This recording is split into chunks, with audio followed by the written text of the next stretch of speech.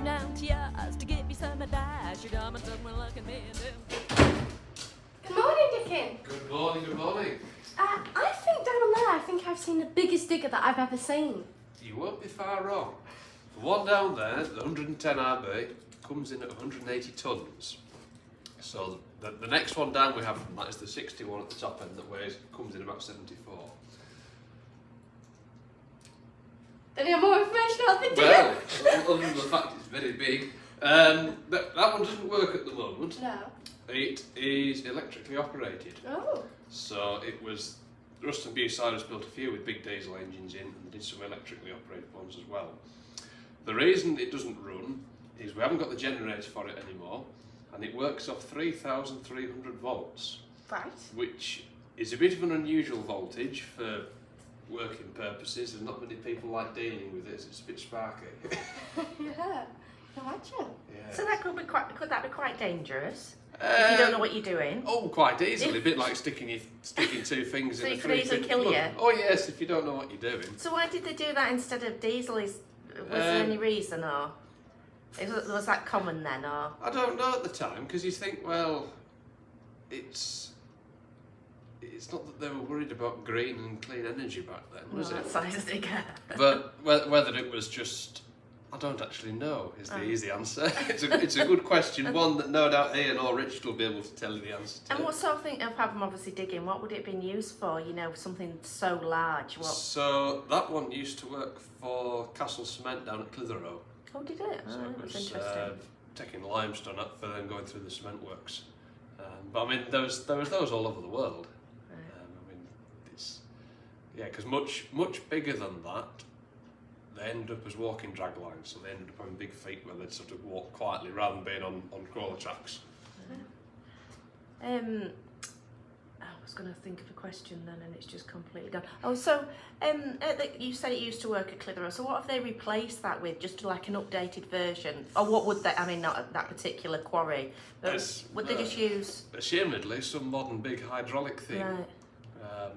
So they don't make that sort of type anymore. No. I mean, that would be one of the last of them. Yeah. I would say. Right. Very good. Right. We'll look up there and see what else Go we on, can have a find. look. As I said, 180 tonnes, you wouldn't want it to land on your foot. You had to come here in 3 bits, because the facial equipment came off it, and then it was like the sort of the cab bit and then the undercarriage. And I can't just remember the width of it. I think the railway bridge at the bottom is 18 foot 6, and the 110 is 17 foot 6. So when they backed it through, they had about 6 inches either side. Oh, I think I might be a few inches out, but it's something that was of some size. something of that degree. It was a bit of a squeeze. And when did it come? Oh, 2000 and I'm going to say about 2005 or 2006. Right. So there's no chance of you running it today then. Not today, but it was one of those things, because it was so big, they had to apply to all the councils and things, and whether they wanted police escort for it. And the police weren't fussed at all until it came along the 66.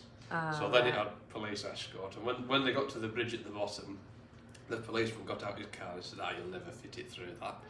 That's the man escorting you and telling you what to do. And the driver got it through in one pass without any trouble. Well done. So, And what did the policeman say then? I think his jaw probably just hit the floor. Right. Oh, well, thank you, Dickie. That's all right, no worries. Off we go. We go.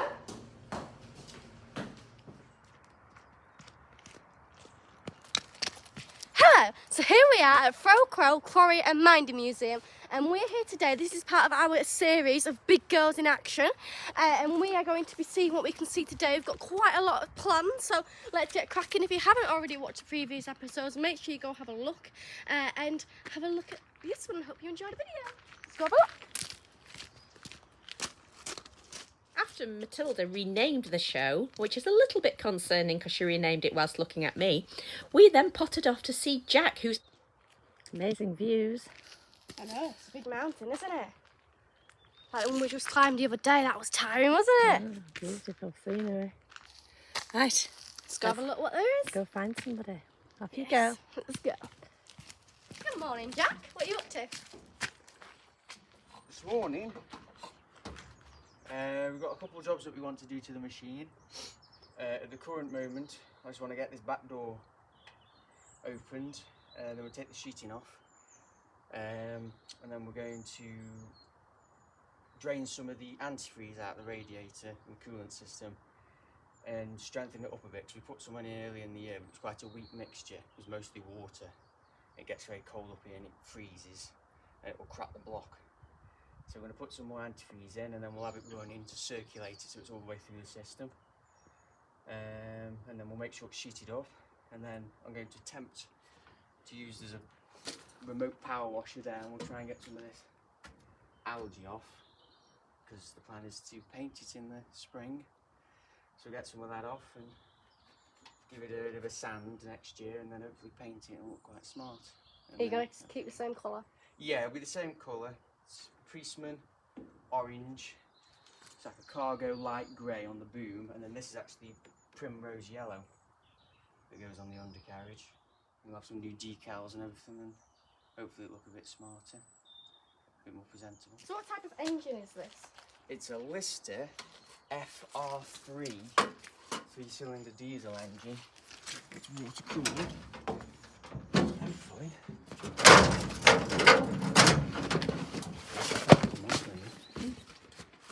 So it produces about, I think about 20 horsepower. Yeah, there you go. 22 horsepower, about 1500 RPM. 3-cylinder diesel engine.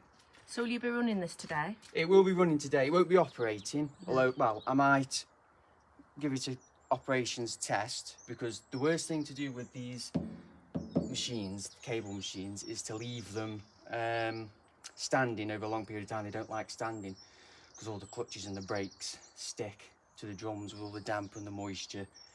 So I'll give it a quick operations test. I might just lift the boom up and down and do that, but mainly we'll just be starting it and to get it circulating the new antifreeze through it to make sure that there's plenty in there. So has this been running before? Why have you chosen this digger today? Is this one that just needs an upkeep? Or? This one, I've been running it for over 12 months now, yeah. This one it's owned by the Vintage Excavator Trust. Yeah. It was formerly part of the Patterson collection. Adrian Patterson was a massive Priestman collector from Northern Ireland, and he had virtually the majority of the Priestman machines that you see here were owned by him, and when he sadly passed away, they fell into the hands of the trust.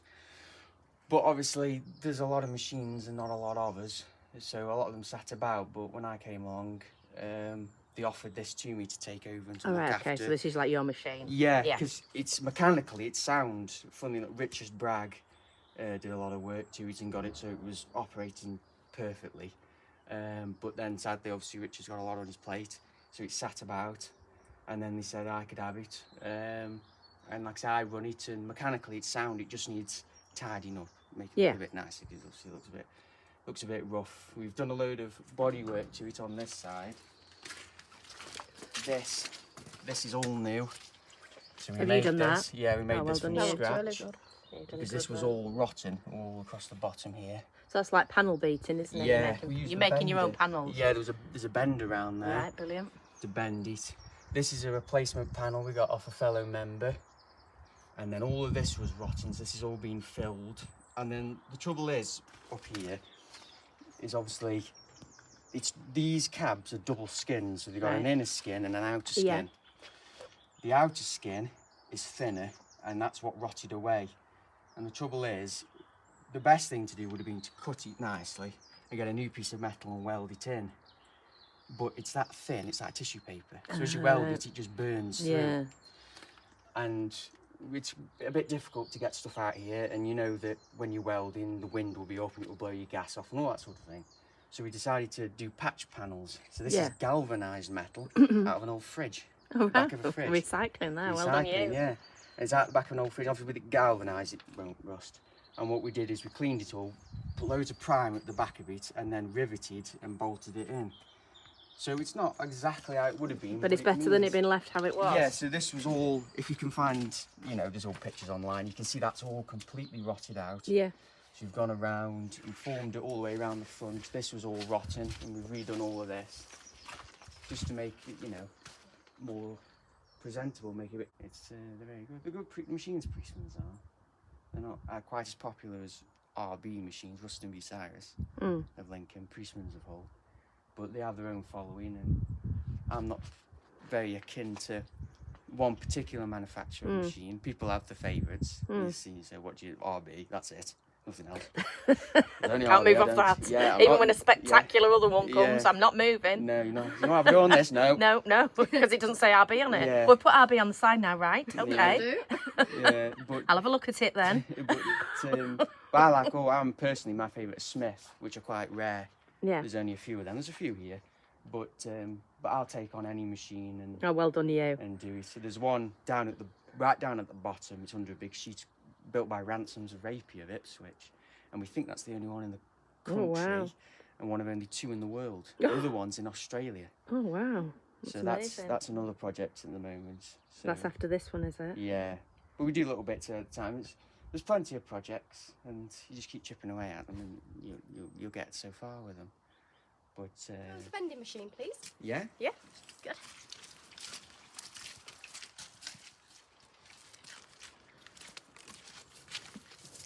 Thank you.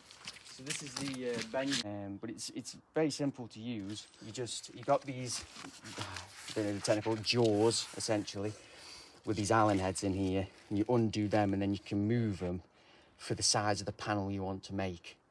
So if you just want a bend that goes to there, or if you want it a bit longer, you shuffle them in so there's no gaps or anything like that.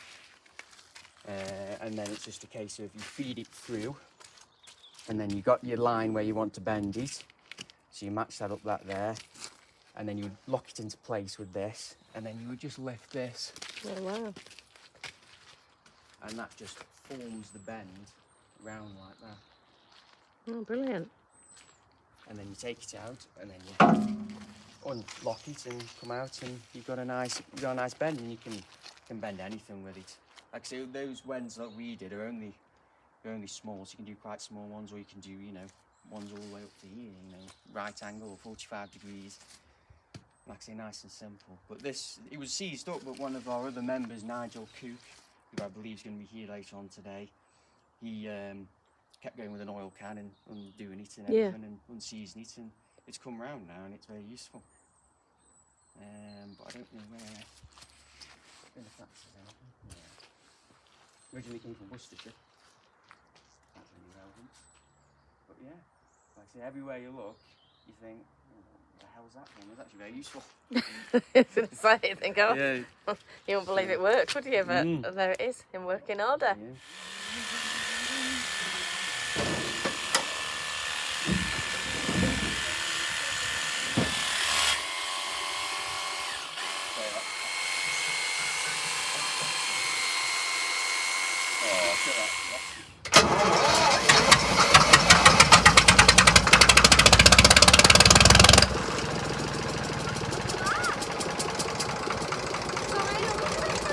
Sounds well. Sounds really good. Yeah. Started first time. It's a good engine. The only trouble is with it is there's on an engine you've got pistons and valves. One of the valves isn't seating properly. All right, okay. It's letting the exhaust gases escape. That's why it sounds a bit. It's running on 2, then it's running on 3. So what will you do about that? At the moment, nothing. What it needs the head taken off. Alright. And the valve regrounding back in. But when you warm it up, it seats itself. Alright, okay. So is it worth all the work? Will it do that forever though, or will it slowly get worse? If it was used every day, it'd probably get worse, but it's not. It runs 3 or 4 times a year, so it's probably be alright. Yeah. But that's right, it's smoking. So it's got no, you can see, no muffler. Alright, okay. Priestman's and Smith, for some reason, never seem to put mufflers on their machines. It's only RB whoever did. So they're quite noisy. Right, I think we're going to have it lifted up and down, aren't we? Yeah, I'll just give it a functional test. It's when they sit, the clutches stick. And one of the things with this one is the dipper trip. Sometimes doesn't seat properly, and with the pin doesn't seat into the slot properly. So So it might just randomly open its bucket for no apparent reason. But it's just one of those things. It's because when it's digging and everything, it's fine. It's because of the angle that the boom's at and the length of the chain. It's all the trouble, that's all. But I'll just go up and down, leave it a bit of show, and then we'll see how.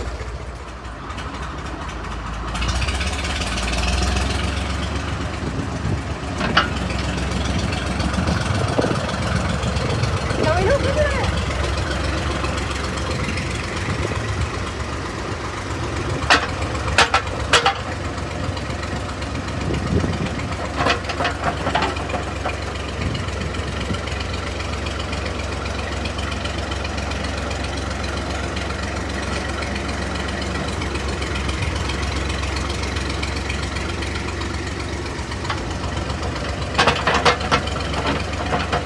Like when it goes down, you keep thinking it's going to hit itself, and you think, oh, don't, it's okay. Don't hit yourself, and then it stops.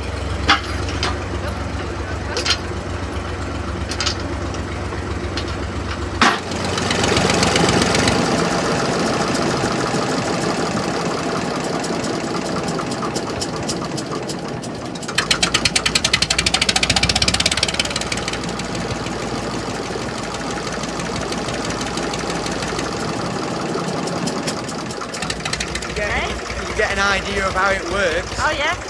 So what I was doing then is I was doing a bit of ghost digging. The dipper trick isn't working. So on this, to operate the pin that opens the bucket, there's almost like a starter motor on a car. And there's a little solenoid that clicks in and then turns the start motor and pulls the trip up, but it gets dirty in it, so it sits. And it wasn't really working, but it was opening by itself a few times, so you could get an idea. But with this, you have to feed it into the workface, and the way you do that is by lowering the boom down and lifting the bucket up. So it's like an arc action, and then it digs into the face. You can see that's what I was doing then. Then you'd lift it up, and then normally you'd slew it round and then drop it. There's not enough space to slew it, but then you could drop your load. With this, the levers, the main 3 levers and 2 pedals, so a bit like the drag line you drove up there, but you pull the levers towards you rather than push them away. And I don't know if you can do the slew lever, which turns it from left to right. That's in the middle. And so you have to work with really your left hand and your right foot. So it's like sort of diagonal. So you're letting the boom down with your right foot, and then you're pulling the bucket back with your left hand to lift it back up again. That's how you get that mark. And that's how it digs into the workface. It's called a luffing shovel. That's the name of it. Richard's got one. It's the green one up there, if you remember it. And it's a much cheaper version of like a face shovel, which is like that, which has a bit more to it, which is more than an RV. But this was like a cheaper way of doing it. But it's very effective, and it's very powerful. It will pull itself over if it could. If you got into a workplace, it will try and pull itself over because it hasn't got much weight on the back. So it's a very powerful machine. But like I say, if you come back in May next year, it will be at the face then, and then you'll be able to see actually digging, and it will look a lot better. But that's just like a basic of how it was. Really been a star. That's really interesting. Thank you very much. Yes. I've really enjoyed that. Really good machine, thank you.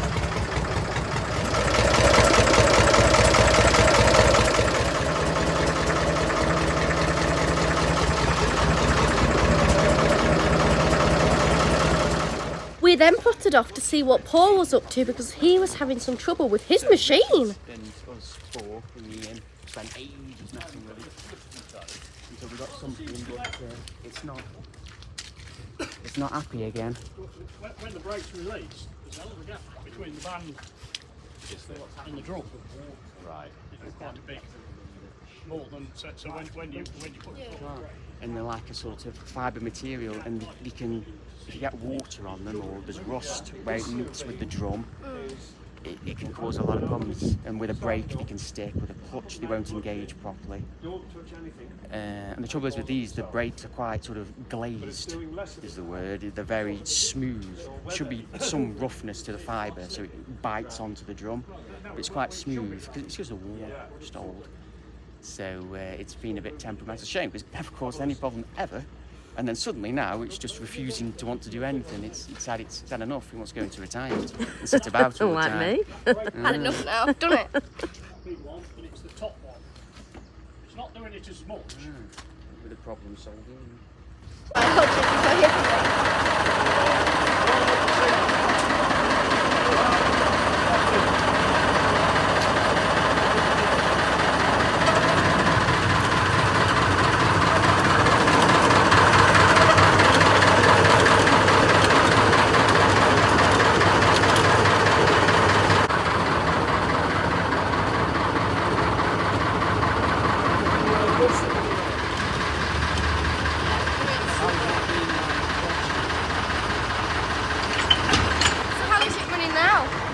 So what's happening is, as he's engaged the main clutch, he's got all the machinery driving. As he's lifting his foot up, it's bringing the bucket up, and he's not touching any of the levers. So it's hoisting the bucket up by itself, essentially. Because the clutch is sort of stuck, and it's stuck around the drum, and it's lifting the bucket up. So as he's letting his foot off, it's just doing it all by itself. And he's not engaging the toggle to bring it up by himself. Let's go up. And go up. All the lads are working with it. I'm on it. Are you working on it? Yeah, I'll make it work. Hmm? I'll make it work so you can film through the window. I'll make it work. Just watch your reports on here.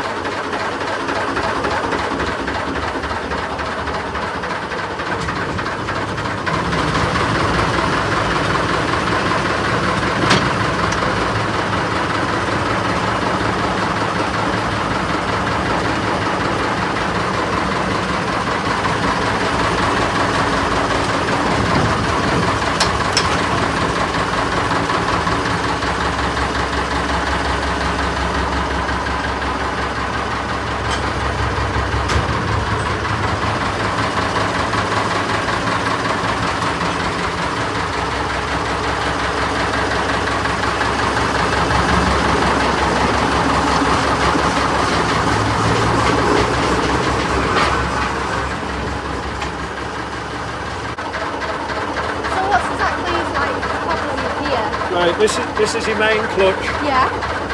And you've got your this lever lifted up. This lever puts the black bone in and out. This lever turns the whole thing round. These two put forward, and then it allows the vehicle to track backwards and forwards, left and right. This one is the one that you can steer it with, backwards, forwards, left, right. That's your accelerator. Your emergency stop. Emergency stop. Oh yeah, yeah. And then these two pedals here are the two brake pedals. This one here is misbehaving. It's grabbing on there when it shouldn't. Yeah. And that's why it lifts up on its own, and it shouldn't do that. So what are you going to do to fix that? We're going to adjust that clutch, which could take a little while. But at least you've got an idea of how it all works. Further down here,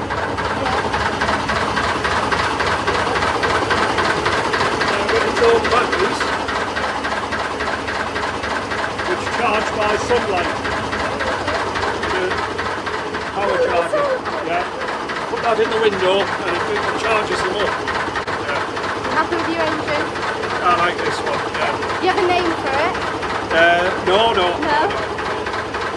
I was taught to drive it by Eric, who's now deceased. He passed away, but he taught us in 2017 how to drive it. Nice question, it's still got the sign on it, isn't it? Sorry? It's nice on little signs you've got on it. Yeah, it's all there, but of course when you're working, they're difficult to see, but you get to know. When I first started, it was very difficult, and Eric was making it look very easy, and then I gradually got used to it. Driven modern machines, but they're completely different. And every time you swing round, you've got that view. I know, it's funny. It's absolutely fascinating to get the view. If you want to just pull that black lever there, You want me to? just pull it out over. Yeah. Pull it forward. Yeah. Pull it towards the front. Okay, pull it in. Like that. Two. And that's it. Emergency stop. Emergency stop, so is that just you stop? Yeah, it's Yeah. stop, or if anything goes wrong, yeah. And that's basically the 38, and it's a face shovel. Yeah, brilliant machine. Oh, stunning. It's wonderful. I mean, it's just so It's just a big pity. and powerful, we'll isn't it? Sort that. It's a minor adjustment. Yeah. Yeah. So there's a bit more. Well, thank you, Paul. Thank you Yeah, for showing me no around. problem at all. And hope you get it fixed. Yes, we will, as always. We never give up. No, never do. Yeah. Thanks. Right, we've had a wonderful day looking round and we've seen so many things. I even got to go on a steam train with Dickin and Jack showed... Diesel. Yeah, good point. It was a lovely steam train though, so... and so with Jack... Diesel. It was a Sorry. lovely diesel. It was a lovely diesel, sorry. You said it once. You just said it Done again. these things many times. With Diesel. Lovely diesel. Jack showing us around, Ian, Paul, everybody. It was so wonderful the fact of them showing us around and seeing everything and telling us about And what the Dickin, machines don't are. forget Dickin. I said thank you to Dickin. No, you said Steve, Paul and Ian. Yeah, I said No, not thank you. Steve. Why do I keep saying Steve? I'm getting as bad as you. Our brains are very messed up. We're very tired. We're very tired. And it's now 2:30 and we haven't eaten anything. Like, seriously nothing. Like, we haven't really had breakfast. I mean, I've just been eating like these bars and I was like, but yeah, so we're a bit tired, but it's been a lovely day, and the sun managed to come with us, which was really, really good. I'm so glad the sun actually came.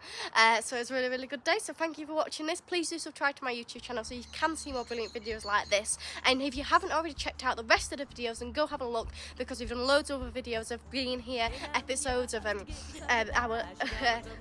show, and also I did a Christmas one as well last year at Christmas when we came here and saw Santa and went on the steam train as well. So you go check out all of them, and thank you very much for watching this, and we have a lovely day. Bye! But seriously, is that a real name? Said he was your friend, so I asked around. Found out he's your brother and it's a little unsound. What's he